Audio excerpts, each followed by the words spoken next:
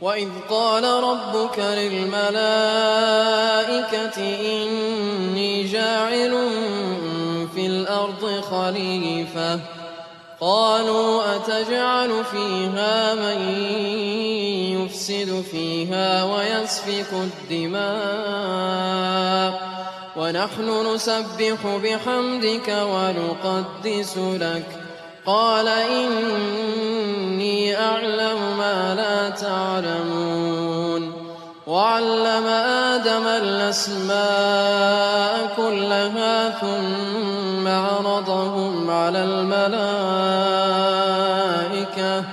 فقال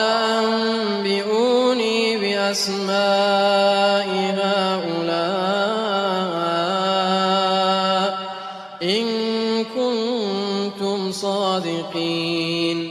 قالوا سبحانك لا علم لنا إلا ما علمتنا إنك أنت العليم الحكيم قال يا آدم أنبئهم بأسمائهم فلما أنبأهم بأسمائهم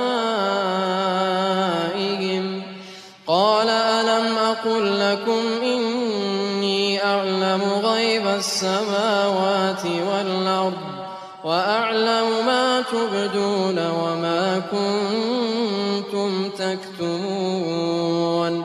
وإذ قلنا للملائكة اسجدوا لآدم فسجدوا إلا إبليس أبى واستكبر وكان من الكافرين وقلنا يا آدم اسكن أنت وزوجك الجنة وكلا منها رغدا حيث شئتما ولا تقربا هذه الشجرة فتكونا من الظالمين فأزلهما الشيطان عنها فأخرجهما مما كانا فيه وقلنا اهبطوا بعضكم لبعض عدو ولكم في الأرض مستقر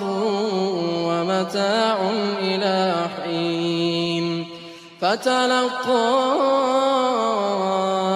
آدم من ربه كلمات